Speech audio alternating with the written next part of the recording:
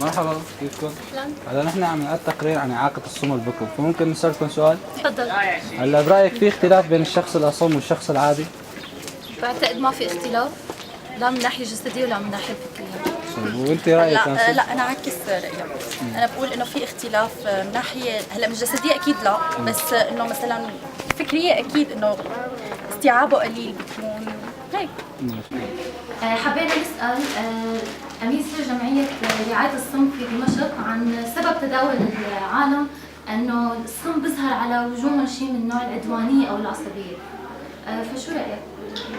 تصحيحا لهذا الكلام، الأصم نحن بنفسر الحالة اللي موجودة عنده انه هذا عصبي او حالة عدوانية. الحقيقة هو لا، هو كونه نحن لا نتقن لغة تواصل معه فهو بحالة استنفار لكل احاسيسه، مشان هيك بنلاقي عيونه عم تتركز تمام على الوجه، على الشفتين، حركة رأسه سريعة بين متكلمين بينتقل. هلا هي الحالة احنا بنفسرها عصبي، هو استنفار لكل حواسه ليحاول يقدر يفهم كل شيء. يعني هو نتيجة انه العالم ما عم تفهمه اللي حواليه او انه ما عم يحاول يوصل مشاعره للعالم اللي حواليه، هو عم يبذل جهد بهي الحالة، بذل جهد اضافي ليفهم شو اللي عم يصير حواليه.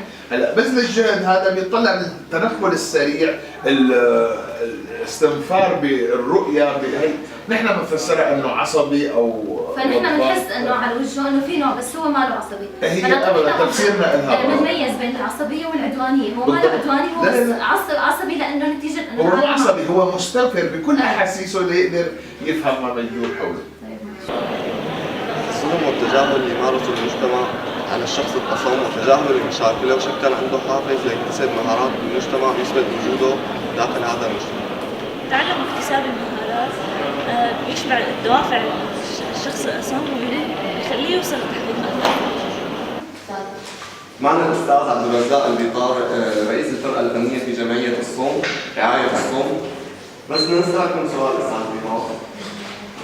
تفضل.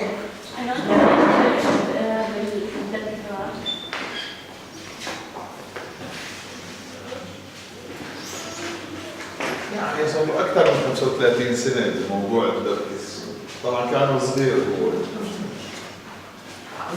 تمام. لفت نظره ببيروت، كان عايش هنيك تعلم تبعه طريقة الدبكة، فهو تعلمها لحاله، حب من هالقصة تعلمها.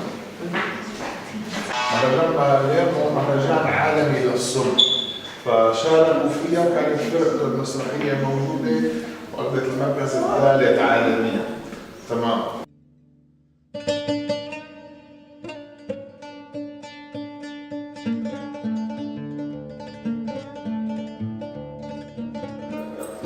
اسمه برلمان النساء، كان في عنده 13 فنان بالإضافة له من الصم، بالمشاركة مع فنانين معروفين، أبو الإسقاط، عدنان أبو الشامات، فنانين كتار أسماء اللي صاروا نجوم كمان كانوا خريجين جدد. هذا العرض المسرحي تم عرضه بباريس باتفاقية تبادل ثقافي بين الحكومة السورية والفرنسية. مين ساعده بالمنمي هي الموضوع عنه؟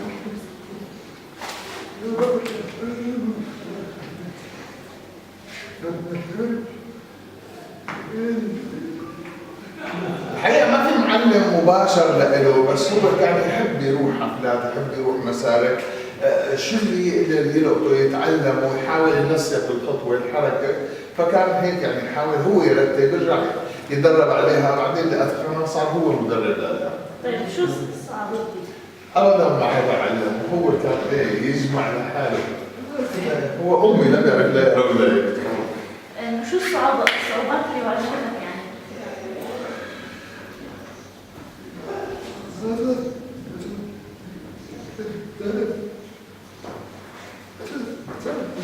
ما في صعوبات بهذا المجال، عنده ما في صعوبات، كان يتقن الحركة ويعلمها للصم، وكونه صم يعني مثله فبتنتقل لهم بسهولة، يقوم على تدريبهم، فما عنده كان مشكلة بهذا المجال.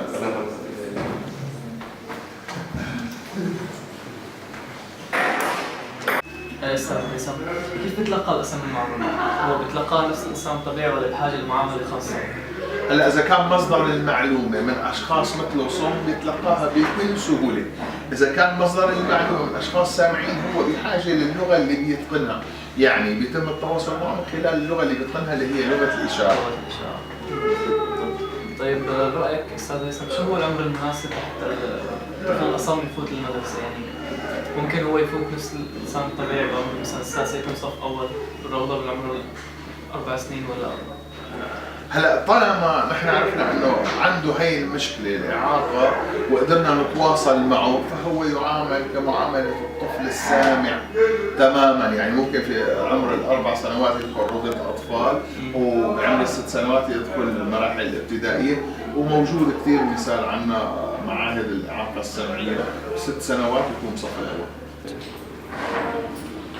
كثير من الناس بيعانوا من مشكلة التواصل مع أولادهم بإعاقة سمعية، محتاجين يعرفوا شو هي الوسائل اللي لازم يتبعوها ليخلوا أولادهم يعرفوا يتواصلوا مع المجتمع المحيط فيهم. حنلاقي إنه أصعب شيء هو تنمية قدرات هدول الأطفال لحتى يقدروا يتواصلوا بشكل سلس وسهل مع الناس ويفهموا عليهم. التعامل مع الطفل الأصم مثل الطفل العادي، يعني سهل، يعني فيك توصل له المعلومة بسرعة، مثل وهو وعاء فاضي بتقدر تعطيه اللي بدك إياه، بس الفرق هون إنه نحن لازم نستخدم وسائل محببة له وسهلة لحتى يفهم علينا، فرح نسأل هون والدته للطفل الأصم كيف تتعامل معه.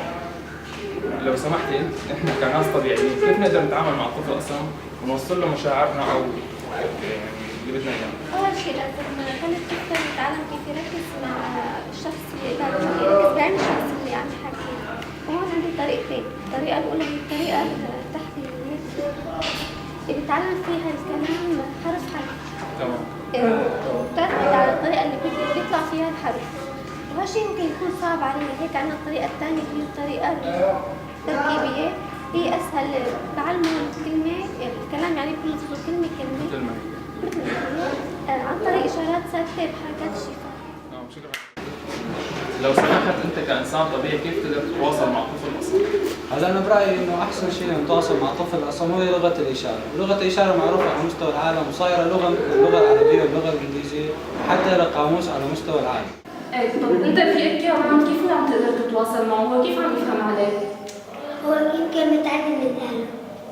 اهله كمان بيقولوا اصلا بكم ولا سليمين؟ حكي اسأله هذا السؤال. يعني ما بيحكوا بس بيسمع. قدران يتفاهم هو واهله؟ بيعرف. اخواته نفس الشيء؟ كلهم سليمين بالعيلة ولا بس هو هيك حالته؟ بس هو ما بيحكوا، اخواته بيحكوا.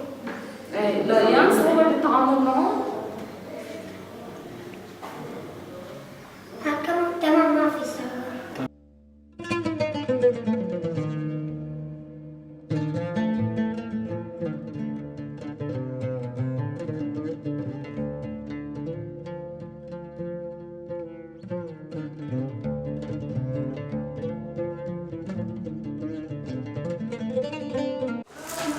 هلا رح نتعرف على الصبية، نسألها عن اسمها وعمرها وشو دارسة.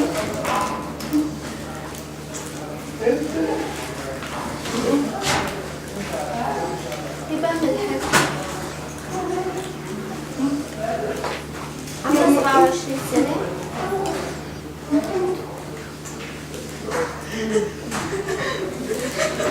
أهل بكالوريا وبس.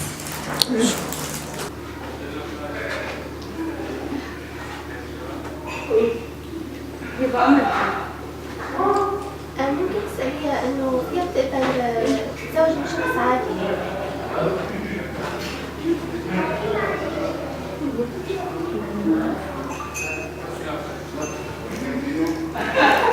إنه هي لا ما كثير بتقبل، أنا رجل أصم أكبر مني وكله بيقدر يعمل.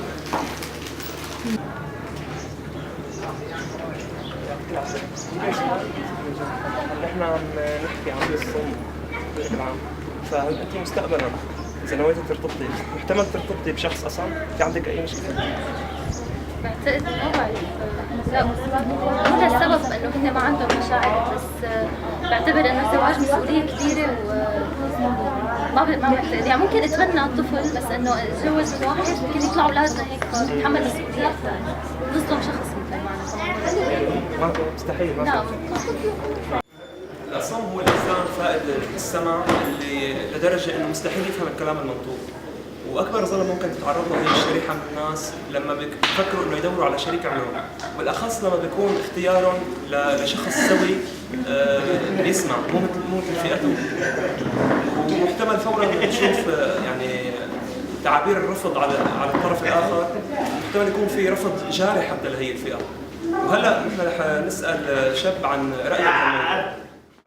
كان سؤال بس بدنا نسألك عن انت يعني بالمستقبل اذا ناوي تتزوج فقدرك تتزوج مرأة صماء في مشكلة شيء ولا ما في مشكلة، انه هن بشر مثلهم اولا وجسديا ما في فرق بيننا وبينهم، بس الفرق الوحيد ميزة التخاطب، انه افضل انا مثلا اتعلم لغة الاشارة بعد تعلم لغة الاشارة اعتقد انه كنت حابب انا اسأل. ما في أي مشكلة. ما في أي مشكلة.